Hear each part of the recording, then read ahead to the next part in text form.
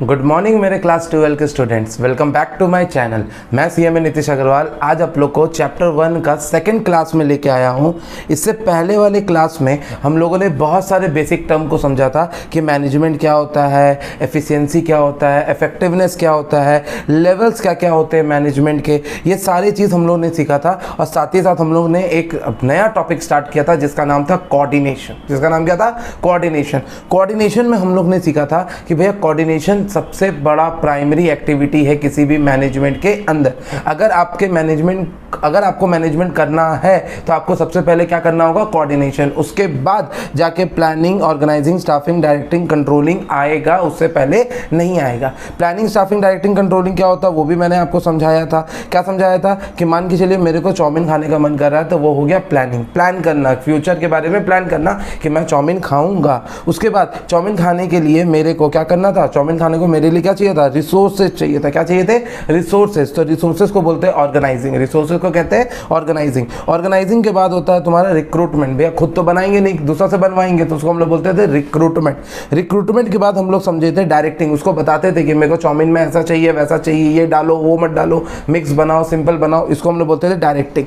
Directing के बाद फिर जो वो बना के लेके आता था उसमें हम लोग कमेंट करते थे कि अच्छा बनाया कि खराब बनाया, अच्छा बनाया कि खराब बनाया। कंप्लीट है, कोई दिक्कत नहीं है। अच्छा, आज का जो क्लास है ना उसको हम लोग कंटिन्यू करेंगे कोऑर्डिनेशन के साथ। क्या चीज़ के साथ? कोऑर्डिनेशन के साथ। और जो सबसे पहला जो टॉपिक मैं आपको पढ़ाने जा रहा हूँ वो पढ़ाऊंगा coordination the essence of management. Coordination the essence of management. Essence का मतलब नेसेसरी। क्या बोला? एसेंस का मतलब होता है नेसेसरी।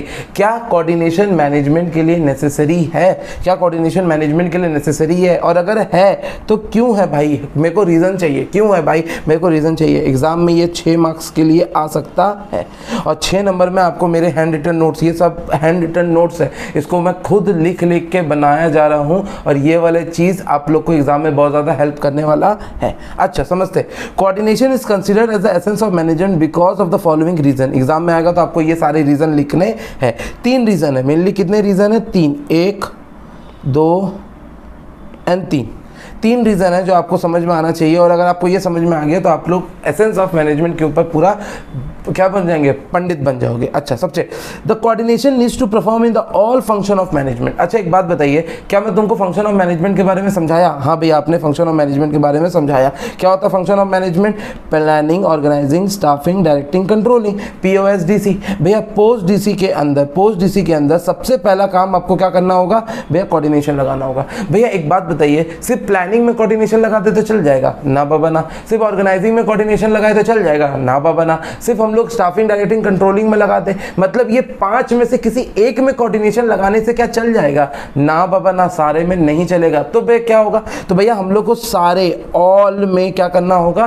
कोऑर्डिनेशन लगाना होगा। प्लानिंग में भी लगेगा, ऑर्गेनाइजिंग में भी लगेगा, स्टाफिंग में भी लगेगा, डायरेक्टिंग में भी लगेगा, कंट्रोलिंग में भी लगेगा। किसी भी चीज के अंदर अगर कोऑर्डिनेशन छूट गया, अगर किसी भी चीज के अंदर कोऑर्डिनेशन छूट गया तो मैनेजमेंट फेल हो जाएगा। मैनेजमेंट क्या हो जाएगा? फेल हो जाएगा। इसके अंदर 4 पॉइंट है, उसको ध्यान से देखेंगे और हम लोग समझने की कोशिश करेंगे। The process of coordination begin with the planning stage with the top level management plan the whole organisation.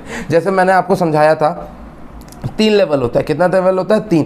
Top, middle, लो। उसमें से सबसे पहला कौन होता है? CEO, CFO, MD, CMD। ये सारी चीज़ जो होते हैं, ये लोग क्या करते हैं? प्लान बनाते हैं। क्या करते हैं बच्चा लोग? प्लान बनाते हैं। टॉप लेवल क्या करता है? प्लान बनाता है। तो भैया सबसे पहला जो काम है, जो कोऑर्डिनेशन का जो प्रोसेस है वो स्टार्ट होता है तुम्हारा, coordination begins with the planning stage. ये प्लानिंग से स्टार्ट होता है और टॉप लेवल मैनेजमेंट के द्वारा प्लानिंग किया जाता है। दूसरा, based on the plan the organisation structure is develop. जो प्लान बनता है उसके मदद से फिर ऑर्गेनाइजेशनल स्ट्रक्चर बनाया जाता है कि कैसे कैसे काम होने वाला है, क्या क्या रिसोर्सेज चाहिए। टॉप लेवल मिडिल को बोलता है, मिडिल फिर लो को बोलता है, इसको हम लोग बोलते हैं ऑर्गेनाइजेशनल स्ट्रक्चर। अच्छा, staff is recruited, selected, trained as per the organisation structure and plan. अब मेरे को बोला गया कि भैया मेरे को ना 100 एम्प्लॉय चाहिए। कितने एम्प्लॉय चाहिए? 100 एम्प्लॉय। मेरे ऑर्गेनाइजेशन में 20 एम्प्लॉय है। मेरे ऑर्गेनाइजेशन में कितने एम्प्लॉय है? 20 एम्प्लॉय है। तो 100 एम्प्लॉय से 20 एम्प्लॉय मतलब 80+। हम लोग को 80 क्वालिटी और एम्प्लॉय चाहिए, तो ये एम्प्लॉय हम लोग कैसे करेंगे, सिलेक्टिंग प्रोसेस है। कैसे करेंगे, सिलेक्टिंग, उनको रिक्रूट करेंगे, सिलेक्ट करेंगे, ट्रेन करेंगे अपने अपने नीड के अनुसार। कैसे, अपने नीड के अनुसार। ये सारा एक एक चैप्टर है, आप लोग को बिल्कुल बॉदर करने की जरूरत नहीं है। जितना डीप मैं आप लोग को ये समझा दूंगा ना, उतना डीप आप लोग कभी कहीं से भी नहीं सीख पाओगे। इसीलिए एकदम रिलैक्स होकर बैठिए, कम से कम नहीं तो 2-3, कम से कम 4-5 चैप्टर तक मेरे को जाने दीजिए, फिर आप लोग बोलिएगा कि क्या आपको बीएसटी समझ में आ रहा है कि नहीं आ रहा। अभी सिर्फ मतलब वैसा वाला चीज़ है, स्टार्टर जाते हो ना, स्टार्टर भूख लगा हुआ है और अगर आपको दो कुछ खाने को दे दो तो भूख और बढ़ जाती है। बस सेम चीज़ यहाँ भी हो रहा है। क्यों? क्योंकि आप लोग अभी तक पूरे चैप्टर, पूरे सब्जेक्ट से रूबरू नहीं हुए हैं। अभी आपको बस स्टार्टर दिया जा रहा है, छोटा छोटा कि भैया आप लोग बस समझ जाओ कि ये सब चैप्टर आपको आगे मिलने वाले हैं। देखो, सबसे पहले आपको यहाँ पे प्लानिंग के बारे में बताया गया, फिर ऑर्गेनाइजिंग के बारे में बताया गया, यहाँ पे स्टाफिंग के बारे में बताया गया। तो ये सारा एक चैप्टर है, भर भर के पढ़ाऊंगा मैं आपको। To ensure the right execution of the right direction are given. देखो यहाँ डायरेक्शन के बारे में बता दिया गया कि अगर आपको ऑर्गेनाइजेशन ऑब्जेक्टिव पूरा करना है तो आपको सही मार्ग, सही दिशा, सही डायरेक्शन देने वाला इंसान ज़रूर चाहिए। और लास्ट में कंट्रोलिंग के बारे में बताया गया है कि कंट्रोलिंग, अगर आपको कोई बताया गया कि देखो बेटा पढ़ाई लिखाई किया करो, बड़ा आदमी बनोगे पढ़ाई लिखाई करके, लेकिन उसके बाद भी बहुत सारे लोग ऐसे होते हैं जो पढ़ाई लिखाई नहीं करते, तब उसके मम्मी पापा क्या करते हैं, उसको छड़ी से, डंडा से मारा जाता है और बोलता है कि चुपचाप से पढ़ेगा कि नहीं पढ़ेगा। इसको हम लोग बोलते हैं कंट्रोलिंग। भैया कंट्रोलिंग का मेन फंक्शन होता है कि जो मेरा एक्सपेक्टेड रिजल्ट था, मेरे को 95% लेके आना था, 90 आया, मेरे को 95% लेके आना था, 90 आया, तो ये 5% का डिफरेंस क्यों आया, इसको हम लोग बोलते हैं कंट्रोलिंग। इसको हम लोग क्या बोलते हैं, कंट्रोलिंग। ये 5% का डिफरेंस क्यों आया, इसको हम लोग बोलते हैं कंट्रोलिंग। दूसरा, coordination required at all level. क्या लिखा हुआ है यहाँ पे, ध्यान से देखना, ऑल लेवल, मतलब टॉप लेवल में भी चाहिए, मिडिल लेवल में भी चाहिए और लो लेवल पे भी चाहिए। जो मैनेजमेंट है उसके अंदर हम लोग को सबसे पहले चाहिए कोऑर्डिनेशन। कोऑर्डिनेशन जो है वो किसी एक लेवल पे चाहिए कि सारे लेवल पे चाहिए? भैया सारे लेवल पे चाहिए। भैया कितने लेवल होते हैं? 3 level, top level, middle level, low level. भैया इससे पहले वाला भी तो आप बोल रहे थे ना, सारे में चाहिए, सारे में चाहिए। बाबू वो फंक्शन था, ध्यान से देखो यहाँ पे, वो क्या था तुम्हारा, वो तुम्हारा फंक्शन था। देखो यहाँ पे फंक्शन था कि नहीं, फंक्शन था कि नहीं? हाँ भैया ये फंक्शन था। तो मैं वही चीज़ समझाने की कोशिश कर रहा हूँ कि हम लोग को सारे फंक्शंस में भी चाहिए, हम लोग को सारे लेवल्स पे भी चाहिए। ध्यान से देखते हैं, टॉप लेवल पे चाहिए, मिडिल लेवल पे चाहिए, लो लेवल पे चाहिए। एग्जाम के लिए याद हो गया? भैया एसेंस ऑफ मैनेजमेंट आएगा तो क्या लिखेंगे? सबसे पहले तो फंक्शन लिख देंगे, फंक्शन के अंदर 5 पॉइंट लिखेंगे, planning, organising, staffing, directing, controlling. फिर सेकंड पॉइंट में क्या लिखेंगे हम लोग? लेवल्स लिख देंगे। लेवल्स में क्या लिखेंगे? Top level, middle level, low level. कितना ईजी कर दिया मैंने। अच्छा, टॉप लेवल का मतलब क्या होता है? जितने भी एक्टिविटीज़ उनको चाहिए उनको सबको इंटीग्रेट करता है। वो जितने भी एक्टिविटी चाहिए, मेरे को सेल चाहिए, मेरे को प्रोडक्शन चाहिए, मेरे को मार्केटिंग चाहिए, ये सारा चीज़ का प्लान कौन बनाता है? Top level. ये टॉप लेवल के जितने भी प्लान है उसको इंटीग्रेट करने का काम होता है कोऑर्डिनेशन का। मिडिल लेवल का काम होता है कि जो टॉप लेवल सोचता है उसके बारे में लो लेवल तक बताना। Coordinate required the middle level to balance the activity of the different departments. Top level का डिपार्टमेंट है, लो लेवल का डिपार्टमेंट को वो लोग क्या करता है? मैच करता है। और लो लेवल क्या करता है बच्चा लोग? Integrate the activity of the worker. भैया जो मेन काम है वो तो वर्कर लोग करेगा, जो मेन काम है वो तो कौन करेगा? वर्कर लोग करेगा। तो ये वर्कर लोग जो काम करता है उसको, काम को अंजाम देने वाले को हम लोग बोलते हैं लो लेवल। और कोऑर्डिनेशन नहीं रहेगा तो ये काम नहीं हो पाएगा। और लास्ट में the coordination is the most important function of the organisation. ये बहुत ही इंपॉर्टेंट फंक्शन है ऑर्गेनाइजेशन का। Any company which fail to coordinate it activity can not survive and run successfully for a longer period of time. अगर एक बात बताओ, मैं आपसे एक सिंपल सा पूछता हूँ, देखो ये मिस्टर सर्कल है, ये मिस्टर स्क्वायर है, ये मिस्टर सर्कल है, ये मिस्टर स्क्वायर है। अगर मिस्टर सर्कल को मिस्टर स्क्वायर के ऊपर या मिस्टर स्क्वायर को मिस्टर सर्कल के ऊपर भरोसा नहीं है, इन दोनों के बीच में कोऑर्डिनेशन नहीं है, ट्रस्ट नहीं है, ये लोग दोनों आपस में बात नहीं कर रहा है, तो क्या इन लोगों का दोस्ती आगे तक जाएगा? क्या इन लोगों का दोस्ती आगे तक जाएगा? क्या ये लोग का दोस्ती सर्वाइव कर पाएगा? ना बाबा ना, ये लोग का दोस्ती सर्वाइव नहीं कर पाएगा। वैसे ही अगर एक ऑर्गेनाइजेशन के अंदर उनके फंक्शंस में कोऑर्डिनेशन नहीं है, उनके लेवल्स में कोऑर्डिनेशन नहीं है, तो वो भी ऑर्गेनाइजेशन सर्वाइव नहीं कर पाएगा। एग्जाम के लिए मेरे को उम्मीद है कि आप लोगों को समझ में आया होगा। हम लोग इसमें फिर से एक बार समझ लेते हैं क्या क्या मैंने आपको पढ़ाया। मैंने आपको बोला सबसे पहले ज़रूरत होता है फंक्शन का, फंक्शन के बाद फिर हम लोग को ज़रूरत होता है किसमें? हम लोग को लेवल्स में ज़रूरत होता है, और लास्ट में उसको सर्वाइव करने में हेल्प चाहिए, क्योंकि अगर उन लोगों के बीच में कोऑर्डिनेशन नहीं रहा, अगर कोऑर्डिनेशन नहीं रहा तो वो सर्वाइव नहीं कर पाएगा। कोऑर्डिनेशन बहुत ही इंपॉर्टेंट टॉपिक था और मैं को उम्मीद करता हूँ कि आप लोगों को इसमें दिक्कत होता होगा, इसीलिए। अच्छा चलो समझते। अब बोला the coordination the essence of management, the coordination the essence of management. यहाँ बहुत ईजी तरीका से बोला गया है, समझना। अच्छा ये वाला चीज़ यहाँ पे मैंने दोबारा से कर दिया, इसको काट दो यहाँ से, कोई दिक्कत नहीं है, ये मैंने पढ़ा दिया, ये दोबारा से लिखा गया। अब next, the features of coordination, the features of coordination, coordination का फीचर्स जानना है। क्या चीज़ें जानना है? कोऑर्डिनेशन का फीचर्स जानना है। भैया कोऑर्डिनेशन, सबसे पहले एक बात बता, क्या कोऑर्डिनेशन किसी एक बंदा से होता है क्या? मैं कोऑर्डिनेट करते जाऊँ, तुम मेरे साथ कोऑर्डिनेट ना करो, तो क्या इस प्रोसेस को कोऑर्डिनेशन कह सकते हैं? ना बाबा ना। हम लोग कोऑर्डिनेशन हमेशा किस में करते हैं? हम लोग कोऑर्डिनेशन हमेशा ग्रुप में करते हैं। हम लोग कोऑर्डिनेशन किस में करते हैं? ग्रुप। सिंगल बंदा कभी भी कोऑर्डिनेट नहीं करता। सिंगल बंदे का खुद से के साथ कोऑर्डिनेट करेगा क्या? नहीं। कोऑर्डिनेशन तभी आता है जब दो या दो से ज़्यादा आदमी रहे, जब दो या दो से ज़्यादा आदमी रहे तभी हम लोग कोऑर्डिनेशन कर सकते हैं। अच्छा, ensure the unity of efforts. Unity of effort का मतलब मैं कहीं पे एफर्ट डाल रहा हूँ, ठीक है, कोई दिक्कत वाली बात नहीं है, मैं एफर्ट डाल रहा हूँ, लेकिन अगर मान के चलो मैं क्या कर रहा हूँ ना, मैं ऐसे ब्रिक लगाए जा रहा हूँ, मैं ब्रिक लगा रहा हूँ, ठीक है, लगा रहा हूँ, ठीक है, लगाते जा रहा हूँ, ये मैं हूँ। और तुम क्या कर रहे हो? ये ब्रिक को तोड़े जा रहे हो। क्या हम लोग का ऑर्गेनाइजेशनल गोल कभी भी पूरा हो पाएगा क्या? नहीं, क्योंकि मैं बना रहा हूँ, तुम तोड़ रहे हो। हम लोग का कभी भी ऑर्गेनाइजेशनल गोल पूरा नहीं हो रहा है। मैं प्रोडक्शन पे प्रोडक्शन किया जा रहा हूँ, तुम सेल ही नहीं कर रहे हो, तो भैया क्या पैसा कमा पाओगे? नहीं। तुम सेल पे सेल किए जा रहे हो, मैं प्रोडक्शन कर ही नहीं रहा हूँ, क्या तुम पैसा बना पाओगे? नहीं। इसीलिए हमेशा बोला गया है ये एक तरह का ग्रुप एफर्ट है। ये क्या है? तुम्हारा ग्रुप एफर्ट। इसमें हमेशा कोई इंडिविजुअल के बारे में हम लोग नहीं सोच सकते। हम लोग इसमें हमेशा एक ऑर्गेनाइजेशन को at large point of view से सोचा जाएगा कि एक ऑर्गेनाइजेशन क्या सोचता है, ऑर्गेनाइजेशन कैसे तरक्की किया जाएगा। इसमें यूनिटी ऑफ डायरेक्शन रहता है। क्या होता है? Unity of direction. Unity of direction का मतलब क्या हुआ? हमें पहले से पता रहेगा कि हमें क्या करना है। चैप्टर 2 में इसके ऊपर बहुत सारा लेक्चर है और इसके ऊपर मैंने बहुत अच्छे से समझाया, वहां पे यूनिटी ऑफ डायरेक्शन होता क्या है। हम लोग को पहले से पता होगा कि मेरे को क्या करना है, कितना करना है, कैसे करना है। इसको हम लोग बोलते हैं यूनिटी ऑफ डायरेक्शन। कोऑर्डिनेशन कोई एक दिन करेंगे तो काम हो जाएगा, मेरे को तो लगता है। चलो एक काम करते हैं, 31 मार्च को कोऑर्डिनेशन कर लेंगे और उसके बाद फिर करना छोड़ देंगे। चलो मेरा बर्थडे वाले दिन हम लोग क्या करते हैं ना, कोऑर्डिनेशन करते हैं। हम लोग अरे बर्थडे वाले दिन में क्या करेंगे? कोऑर्डिनेशन करेंगे, बाकी किसी दिन कोऑर्डिनेशन नहीं करेंगे। ऐसा हो सकता है क्या? तो coordination is a one time process और coordination is a continuous process. भैया कंटिन्यूअस प्रोसेस है, इसको हर दिन, हर पल, हर सेकंड कोऑर्डिनेट करना जरूरी होता है। आप 4 दिन मेरे साथ कोऑर्डिनेट करोगे, काम अच्छा चलेगा। 5वां दिन अगर आप मेरे साथ लड़ाई कर लोगे तो काम खराब हो जाएगा। इसको हम लोग बोलते हैं कंटिन्यूअस प्रोसेस। लास्ट में, coordination is a pervasive function. Pervasive का मतलब होता है अमर। परवेसिव का मतलब होता है अमर। अमर का मतलब होता है यूनिवर्सल। अमर का मतलब होता है यूनिवर्सल। चाहे बिजनेस छोटा हो, चाहे बिजनेस बड़ा हो, चाहे बिजनेस प्रॉफिट कमाता हो, चाहे बिजनेस प्रॉफिट ना कमाता हो, हम लोग को उससे कोई मतलब नहीं है। हम लोग का मतलब है कि अगर कोऑर्डिनेशन है, अगर बिजनेस है तो कोऑर्डिनेशन भी लगेगा, इसीलिए उसका नाम दिया गया है अमर।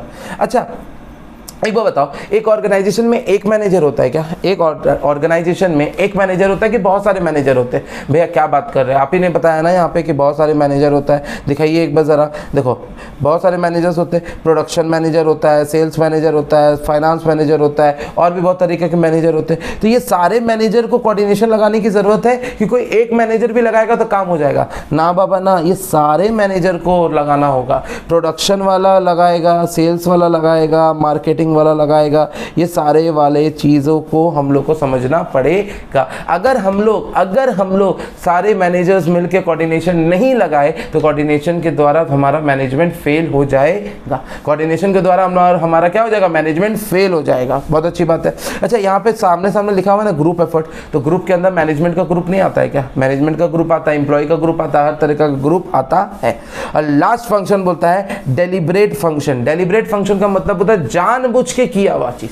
कोऑर्डिनेशन जानबूझ के किया हुआ चीज। देखना बहुत बार ऐसा होता है कि कभी कभी आपको कोई इंसान पसंद नहीं आता है, लेकिन फिर भी आप उसके साथ क्या करते हो? बात करते हो, उसके साथ दोस्ती रखते हो। क्यों? क्योंकि वो चीज मालूम है आपको कि इन फ्यूचर ये आदमी बंदा आपको हेल्प करने वाला है। ये बंदा आपको क्या करने वाला है? हेल्प करने वाला है। ज्यादातर ये सब नेतागिरी में होता है। देखना अगर किसी के घर वाले नेतागिरी में हो तो उनसे देखना ऐसे लोग भी जुड़े होते हैं जो इंसान उनसे बात नहीं करना चाहते, पसंद नहीं करते, लेकिन फिर भी उनसे बेनिफिट लेने के लिए हम लोग उसको करते रहते हैं, उनसे बातचीत करते रहते हैं। वैसे ही मेरे को पता है कि अगर कोऑर्डिनेशन नहीं किया मैंने तो मेरा planning, organising, staffing, directing, controlling सब बर्बाद हो जाएगा। इसलिए मैं जानबूझ के कोऑर्डिनेशन को करता हूं और बहुत ही अच्छा तरीका से करता। डन है ये बात? नेक्स्ट बोलता है what are the importance of coordination, what are the importance of coordination. 5 number में एग्जाम में आ सकता है ये वाला क्वेश्चन। कितना नंबर में आएगा? 5 नंबर में एग्जाम में आएगा। अगर आप कोऑर्डिनेशन करते हो, अगर आप अपने ऑर्गेनाइजेशन में कोऑर्डिनेशन करते हो, दैट मीन्स कि आपका मैनेजमेंट अच्छा हो रहा है, दैट मीन्स आपका मैनेजमेंट अच्छा हो रहा है। मैनेजमेंट अगर अच्छा हो रहा है दैट मीन्स आप एफिशिएंट और एफिशिएंटली काम कर पा रहे हो, और अगर आप ये दोनों अच्छा से काम कर पा रहे हो तो आपका सेल ऑटोमेटिक बढ़ेगा, और अगर सेल बढ़ेगा तो आपका ग्रोथ भी ऑटोमेटिक हो जाएगा। समझ में आया ये पूरा चेन? अगर आप कोऑर्डिनेशन अच्छा करते हो तो मैनेजमेंट अच्छा होगा। मैनेजमेंट अच्छा होने का मतलब एफिशिएंसी और इफेक्टिवनेस दोनों बढ़िया हो गया। अगर एफिशिएंसी इफेक्टिवनेस बड़ा हो गया तो भैया आपका सेल बढ़िया हो गया, सेल बढ़िया हो गया तो प्रॉफिट बढ़िया हुआ, प्रॉफिट बढ़िया हुआ तो आपका ग्रोथ हो गया। भैया इसीलिए बोला गया कि अगर आपको ग्रोथ चाहिए, अगर आपको क्या चाहिए? ग्रोथ चाहिए, तो आपको कोऑर्डिनेशन करना पड़ेगा। फंक्शनल डिफरेंशिएशन, क्या बोला मैंने? Functional differentiation. फंक्शनल डिफरेंशिएशन का मतलब मैं आपको समझाता हूं, ध्यान से समझिएगा क्या होता है, ध्यान से समझिएगा। आईटीसी का नाम तो सुना होगा आपने। आईटीसी बहुत कुछ बनाता है भैया। एक तो नोटबुक बनाता है, एक बिस्किट्स बनाता है, ठीक है, और एक तुम्हारा सिगरेट बनाता है। बनाता है कि नहीं बनाता है? भैया नोटबुक बनाने के लिए वो 3 काम करता होगा, प्रोडक्शन, सेल, पैकेजिंग। इसके लिए भी सेम, प्रोडक्शन, सेल, पैकेजिंग। इसके अंदर भी 3, प्रोडक्शन, सेल, पैकेजिंग। करता है कि नहीं करता? तो एक बात बताओ, क्या बुक का प्रोडक्शन और बिस्किट का प्रोडक्शन सेम बिल्डिंग पे होता है क्या? ना बाबा ना। क्या सिगरेट का प्रोडक्शन और बिस्किट का प्रोडक्शन सेम बिल्डिंग में होगा क्या? ना बाबा ना। तो क्या सबको अलग अलग तरीका से किया जाता है? क्या इसका मैनेजर अलग होगा? क्या इसका मैनेजर अलग होगा? क्या इसका मैनेजर अलग होगा? क्या इसका सेल्स मैनेजर अलग होगा? क्या इसका सेल्स मैनेजर अलग होगा? क्या इसका सेल्स मैनेजर अलग होगा? हाँ भैया सब कुछ अलग होगा। तो क्या हम लोग फंक्शन को बांट दिए? ये सारे फंक्शन है ना, 1 2 3 1 2 3 1 2 3, ये सारे के सारे क्या है बाबू? फंक्शन है। क्या है बच्चा? फंक्शन। ये फंक्शन को हम लोग क्या कर दिए? डिवाइड कर दिए। क्या कर दिए? डिवाइड कर दिए। एस पर क्या? प्रोडक्ट। एस पर क्या? प्रोडक्ट। कोई डाउट है किसी को? कोई डाउट है किसी को?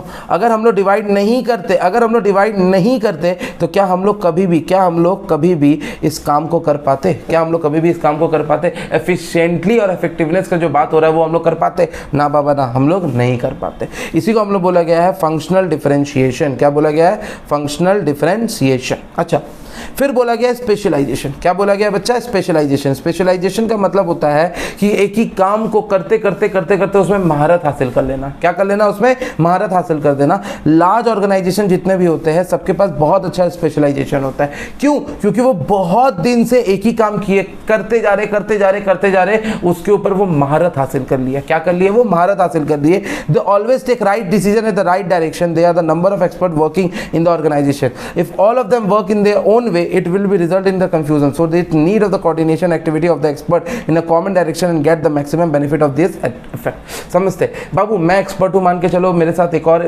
टीचर है वो भी एक्सपर्ट है। अगर हम लोग दोनों तुमको एक एक चैप्टर पढ़ाए कि चलो पहला चैप्टर में, दूसरा चैप्टर वो, तीसरा चैप्टर में, चौथा चैप्टर वो, क्या तुम कंफ्यूज नहीं हो पाओगे? दोनों अच्छा पढ़ाते हैं, लेकिन हम लोग को कभी भी ऐसा काम नहीं करना चाहिए कि हम लोग अलग अलग पढ़ लिए। क्यों? क्योंकि मेरा आइडियोलॉजी पढ़ाने का अलग है, मेरा एग्जाम्पल देने का तरीका अलग है, मैं समझाने का तरीका अलग है। हो सकता है सेकंड जो टीचर हो उनका एग्जांपल अलग हो, समझाने का तरीका अलग हो, तो आपके दिमाग में कंफ्यूजन आएगा। आपके दिमाग में क्या आ जाएगा? कंफ्यूजन। इसीलिए बोला गया है कि सारे एक्सपर्ट होने के बावजूद हम लोग को कोऑर्डिनेशन चाहिए, क्योंकि अगर सारे एक्सपर्ट अपने तरीके से काम करने लग गए, तो वो अपना खुद का एक नया तरीका निकाल देंगे, जिसके लिए कंफ्यूजन हो सकती है, जिसके लिए क्या हो सकता है? कंफ्यूजन हो सकती है। और कंफ्यूजन हमें क्या देगी? कंफ्यूजन हमारे ऑर्गेनाइजेशन को हार्म पहुंचा सकता है। कंफ्यूजन हमारे ऑर्गेनाइजेशन को क्या कर सकता है? हार्म पहुंचा सकता है। फंक्शन ऑफ मैनेजमेंट आपको पहले ही समझा चुका हूं। Planning, organising, staffing, directing, controlling. आप ये बहुत ज़्यादा इम्पॉर्टेंट है, वेरी वेरी वेरी इम्पॉर्टेंट। ये वाला एग्जाम्पल अगर आपने एक बार सीख लिया तो आपको कभी भी कोई भी तरह का दिक्कत नहीं आने वाला है। प्लानिंग के अंदर चाउमीन का रिसोर्सेज, उसका स्टाफ, उसको डायरेक्ट करना और उसका वेरिएंस को चेक करना। ख़त्म। अच्छा, अब हम लोग सिर्फ 2 टॉपिक बचा हुआ है। एक तो इसका एडवांटेज, डिसएडवांटेज और फीचर्स वगैरह, ऑब्जेक्टिव, और एक है तुम्हारा कि साइंस और मैनेजमेंट है क्या। मैनेजमेंट एक साइंस है कि मैनेजमेंट एक आर्ट है कि मैनेजमेंट एक प्रोफेशन है। मैनेजमेंट एक प्रोफेशन है। तो हम लोग आज नेचर वाला टॉपिक खत्म कर लेते हैं कि भैया मैनेजमेंट का नेचर क्या है, कैरेक्टरिस्टिक्स क्या है, भैया हम लोग को वो चीज़ समझना पड़ेगा। मैनेजमेंट का नेचर क्या है, कैरेक्टरिस्टिक्स क्या है, वो हम लोग को समझना पड़ेगा। जिसमें से सबसे पहला जो कैरेक्टरिस्टिक्स है बहुत ही ईजी है, गोल ओरिएंटेड प्रोसेस। भैया मैनेजमेंट किया ही जाता है, जैसे समझो आपके घर में शादी है, शादी में आपके पापा क्या कर रहे हैं, मैनेज कर रहे हैं। ये मैनेज क्यों कर रहे हैं मेरे को कोई बताएगा? ये मैनेज क्यों कर रहे हैं मेरे को कोई बताएगा? कि शादी अच्छे से हो जाए, अच्छे से हो जाए, इसके लिए मैनेजमेंट कर रहे हैं। तो उनका गोल है शादी को अच्छे तरीके से संपन्न करना, कंप्लीट करना। इसको हम लोग बोलते हैं गोल ओरिएंटेड प्रोसेस। मैं मैनेजमेंट कर रहा हूँ अपने दिन का, मैं अपने मैनेजमेंट में अपने पढ़ाई का, अपने जॉब का, अपने टीचिंग का, ये सारी चीज़ का मैनेजमेंट क्यों कर रहा हूँ? कि ये सब कुछ अच्छे तरीके से चले। कोई भी आदमी मैनेजमेंट इसलिए नहीं करता है अरे मैनेजमेंट कर रहा हूँ कि ये बर्बाद हो जाए। कोई आदमी मैनेजमेंट ऐसे करता है क्या? ना बाबा ना, हम लोग कभी भी ऐसा मैनेजमेंट नहीं करते। हम लोग मैनेजमेंट हमेशा गोल को पूरा करने के लिए करते हैं कि भैया मेरा गोल है 5 करोड़ रुपया कमाना, तो मैं अपने जीवन को ऐसे मैनेज करके चल रहा हूं कि आने वाले 5 सालों में मेरे को 5 करोड़ रुपया कमा पाऊंगा। दूसरा परवेसिव, मैंने लिखा था यहाँ पे क्या, अमर। क्या लिखा था मैंने? अमर। कि मैनेजमेंट कभी भी हम लोग किसी भी ऑर्गेनाइजेशन में लगा सकते हैं, छोटा बड़ा, प्रॉफिट हो रहा हो ना हो रहा हो उससे कोई मतलब नहीं है। क्या लगता है रिलायंस में मैनेजमेंट नहीं हो रहा है? हाँ भैया हो रहा है। क्या लगता है तुमको तुम्हारे घर के बगल वाला राशन दुकान या पान गुमटी में मैनेजमेंट नहीं होता है? भैया होता है, उसमें भी होता है मैनेजमेंट। तो ये मैनेजमेंट का ऊपर हम लोग बोला गया है परवेसिव, हमेशा लगने वाला, यूनिवर्सल ट्रुथ। क्या लिखा हुआ है? Universal truth. अच्छा तीसरा समझाऊंगा, एक सेकंड रुक जाओ। Management is a continuous process, is a one time process. भैया management is a continuous process. जिस दिन से ऑर्गेनाइजेशन स्टार्ट होगा और जिस दिन से ऑर्गेनाइजेशन बंद होगा उस दिन तक मैनेजमेंट लगा जाएगा। इनफैक्ट ऑर्गेनाइजेशन स्टार्ट होने से पहले भी मैनेजमेंट लगता है, ऑर्गेनाइजेशन बंद होने के बाद भी मैनेजमेंट लगता है। हम लोग मैनेजमेंट 1 या 2 दिन नहीं कर सकते। अभी हम लोग ये चीज ऊपर पढ़ के आए थे। साथ ही साथ ये जो प्रोसेस है ना, जो कंटिन्यूअस प्रोसेस है, ये planning, organising, staffing, directing, controlling में भी लगता है। लास्ट में मैनेजमेंट एक आदमी करता है कि सब आदमी करता है? ग्रुप एक्टिविटी भी सब आदमी करता है, अभी समझाया मैंने। Management is a dynamic function. Dynamic मतलब चेंजिंग फंक्शन। एक बात समझो, 2020 में कोविड आया था, उस समय भी मैं टीचिंग कर रहा था। आज 2023 चल रहा है, उस समय अभी कोविड नहीं है लेकिन मैं आज भी टीचिंग कर रहा हूँ। उस समय का मैनेजमेंट अलग था, आज का मैनेजमेंट अलग है। हाँ या ना? आप उस समय भी पढ़ते थे, आज भी पढ़ रहे हो, लेकिन उस वक्त पढ़ने का तरीका अलग था और आज पढ़ने का तरीका आपका अलग है। नहीं है क्या? बिल्कुल है। तो इसको बोलते हैं डायनेमिक फंक्शन। ज़रूरी नहीं कि आज जो मैनेजमेंट मैंने यूज़ कर रहा हूँ, आज जो मैनेजमेंट मैं यूज़ कर रहा हूँ वो आने वाले सालों में भी यूज़ करूँ, ऐसा कहीं नहीं लिखा हुआ है। और ये चैप्टर 3 के ऊपर पूरा लेक्चर, इसके ऊपर चैप्टर 3 के ऊपर पूरा लेक्चर है, जिसमें हम लोग समझेंगे कि मैनेजमेंट सोशल नीड की वजह से, इकोनॉमिकल नीड की वजह से, टेक्निकल नीड और पॉलिटिकल नीड की वजह से भी चेंज किया जाता है। मैं एक एग्जांपल समझा देता हूँ कि भैया एक टेक्नोलॉजिकल नीड होता है। क्या होता है? Technological need. जैसे आपके मम्मी पापा फोटो खींचने के लिए ना एक कैमरा का इस्तेमाल करते थे, इसका नाम था कोटक। क्या इस्तेमाल करते थे बच्चा? कोटक। रील वाला होता था, क्लिक किया जाता था। लेकिन क्या आज के डेट में भी हम लोग कोटक का रील वाला इस्तेमाल कर रहे हैं क्या? ना बाबा ना। हम लोग आजकल मोबाइल फ़ोन का इस्तेमाल करने लगे, DSLR का इस्तेमाल करने लगे। DSLR भी अब बंद हो जाएगा कुछ दिन के अंदर। क्यों? क्योंकि मोबाइल में इतना अच्छा क्वालिटी का कैमरा आने लगा है कि हम लोग को DSLR की भी ज़रूरत नहीं है। एक तरह का बोझ है, इतना बड़ा लेके, इतना बड़ा एक कैमरा लेके चलना बहुत बड़ा बोझ हो जाता है। इसीलिए हम लोग क्या करना पड़ता है, मैनेजमेंट को चेंज करना पड़ा। अगर कोटक आज भी वो रील वाला कैमरा बेचेगा तो उसका बिकने वाला नहीं है। अच्छा, हम लोगों ने ग्रुप एक्टिविटी पढ़ लिया, ये पढ़ लिया। हम लोग अब पढ़ना है management is multi dimensional. Management is a multi dimensional. Management के अंदर ना 3 आत्मा है। मैनेजमेंट के अंदर कितना आत्मा है बाबू? 3 आत्मा है। कैसे भैया समझाइए मेरे को। पहला आत्मा है वर्क का, पहला आत्मा है वर्क का, दूसरा आत्मा है पीपल का और तीसरा आत्मा है ऑपरेशन का। समझ में आओ मेरी बात को।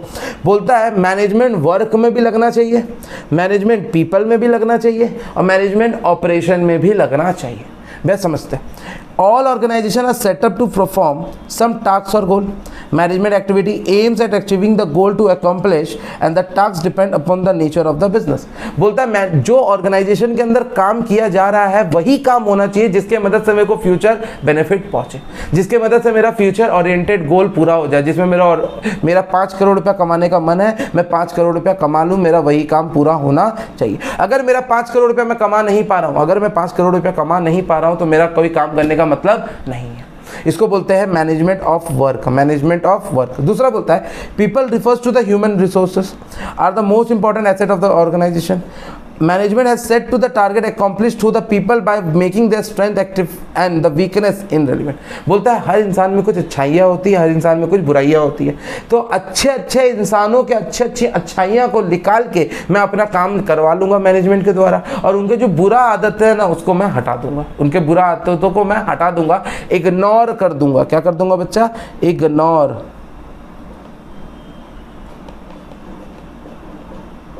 कोई डाउट नहीं है भैया, मैं उसका स्ट्रेंथ को इफेक्टिव बनाऊंगा और उसके वीकनेस को इररिलेवेंट बनाऊंगा। क्या बनाऊंगा? इररिलेवेंट बनाऊंगा। डन है। तीसरा बोलता है कि मैनेजमेंट ऑपरेशन के अंदर होना चाहिए। ऑपरेशन का मतलब पहले रॉ मटेरियल लेते हैं, फिर उसको सेमी फिनिश गुड्स बनाते हैं, सेमी फिनिश गुड्स के बाद फिर उसको फिनिश गुड्स बनाते हैं। तो ये तुम्हारा ऑपरेशन हुआ, ये तुम्हारा क्या हुआ? ऑपरेशन हुआ। इसको प्रोडक्शन साइकिल कहते हैं। क्या कहते हैं बच्चा? प्रोडक्शन साइकिल, जिसमें हम लोग इनपुट डालते हैं, जिसमें हम लोग क्या डालते हैं? इनपुट डालते हैं। उसको हम लोग सेमी फिनिश गुड्स में कन्वर्ट करते हैं, फिर उसको फिनिश गुड्स में कन्वर्ट करते हैं। इसको हम लोग क्या बोलते हैं? ऑपरेशंस। क्या कहते हैं बच्चा लोग? ऑपरेशंस कहते हैं। And mixing of management of the work of the people, deciding what has to be done and how is to be done and whom is to be done. भैया कौन कर रहा है, कैसे कर रहा है और कब करेगा, ये चीज के बारे में हम लोग जानते हैं, कोई दिक्कत नहीं है। लेकिन एक बात याद रखना, मैनेजमेंट के अंदर 2 चीज आपको हमेशा याद रखना है कि जो एम्प्लॉय आपके लिए काम कर रहे हैं आप उनके बारे में सोच रहे हैं कि नहीं सोच रहे, और जो एम्प्लॉय आपके लिए काम कर रहे हैं वो आपके ऑर्गेनाइजेशन के बारे में सोच रहे हैं कि नहीं सोच रहे। एम्प्लॉय के बारे में आप सोचो और एम्प्लॉय आपके ऑर्गेनाइजेशन के बारे में सोचेगा। ये 2 चीज़ बहुत ज़्यादा इंपॉर्टेंट है मैनेजमेंट के अंदर। चलिए आज का क्लास यहीं पर ख़त्म करते हैं। एक इंपॉर्टेंट चीज़ बता रहा हूँ, बहुत सारे बच्चे मेरे से पूछ रहे थे कि भैया आपका ये हैंड रिटन नोट्स कैसे मिलेगा आपको। बाबू मेरा लेक्चर्स आपके लिए 100% फ्री है, लेकिन ये हैंड रिटन नोट्स बनाने में मेरा खुद का कॉस्ट बैठ रहा है, बहुत ही महंगा। मैंने एक सॉफ्टवेयर परचेज़ किया है जिसके मदद से ही ये हैंड रिटन नोट्स मैं बना पा रहा हूँ, इसीलिए हैंड रिटन नोट्स फ्री नहीं है। सॉरी, ये फ्री नहीं है। लेकिन मैं आपको ये बोलना चाह रहा हूँ, अगर आपको ये हैंड रिटन नोट्स चाहिए तो आप मेरे को DM कर सकते हो, आप मेरे को DM कर सकते हो मेरा नंबर पे 8409483733, या मेरे इंस्टाग्राम में जा सकते हो नितेश अग्रवाल क्लासेस _ और मेरे को बोल सकते हो कि भैया मेरे को क्या चाहिए आपका, मेरे को आपका हैंड रिटन नोट्स चाहिए। इस हैंड रिटन नोट्स का जो दाम है ना, वो हैंड रिटन नोट्स का जो दाम है वो 299 रुपीज़ है। कितना है? 299 रुपीज़ फॉर होल क्लास 12। पूरे क्लास 12 का सिर्फ और सिर्फ मैंने कितना रुपया रखा है? 299 रुपीज़ रखा है। इसमें अभी तक ऑर्गेनाइजिंग तक अपलोड हो चुका है और धीरे धीरे और भी अपलोड होता जाएगा। ट्रस्ट मी, आप 299 एक पिज़्ज़ा में उड़ा दोगे। अगर आप अपने 12 क्लास को अच्छा बनाना चाहते हो, ये 299 रुपीज़ का बुक परचेस कर सकते हो। PDF फॉर्म में रहेगा, ये ना शेयर होगा ना स्क्रीनशॉट होगा, ये सिर्फ आपके तक पहुंचाया जाएगा। आप उसको अपने नोट्स में भी लिख सकते हो, आप इसको कॉपी कर सकते हो, लेकिन उसको आप स्क्रीनशॉट वगैरह नहीं ले सकते। आपको बेनिफिट होगा, ये बात का गारंटी मेरा है। और मैं अपना पूरा सेशन जो फ्री में पढ़ाने वाला हूँ, मैं अपने हैंड रिटन नोट से ही पढ़ाने वाला हूँ। तो हैंड रिटन नोट्स आप जब अपने मोबाइल में खोल के मेरा लेक्चर पढ़ोगे और बाद में उसको रिफर करोगे तो ये श्योर है, मैं श्योर हूँ इस बात का कि आपको 90+ लाने से, इनफैक्ट 95+ लाने से और कोई रोक नहीं सकता। क्लास 12 के साथ साथ ये 12 चैप्टर जो आपके क्लास में, उसके साथ साथ अगर कोई क्वेश्चन रहेगा वो भी तुमको उसी में 299 में इंक्लूडेड है। कोई तरह का केस स्टडी रहेगा वो भी 299 में इंक्लूडेड है। अगर किसी तरह का टिप्स मैं एग्जाम से पहले दूंगा तो वो भी 299 में इंक्लूडेड है। सैम्पल पेपर भी दूंगा तो 299 में इंक्लूडेड है। तो 299 आप लोग को सिर्फ देना है और आपको मैं वो PDF PDF प्रोवाइड कर दूंगा। आप लोग दो तरीका से कर सकते हो, व्हाट्सअप कर दीजिए इस नंबर पे या मेरे इंस्टाग्राम में मेरे को मैसेज कीजिए, मैं आपको वाला PDF अवेलेबल करा दूंगा। चलिए तब तक के लिए थैंक यू सो मच, और मेरे वीडियोस पे ऐसे ही बने रहिए। मैं आप लोगों को जल्द से जल्द आपका क्लास 12 का कोर्स खत्म कराने के पीछे अब लग चुका हूँ और आप लोगों का फटाफट कोर्स कंप्लीट हो जाएगा। चलिए थैंक यू सो मच।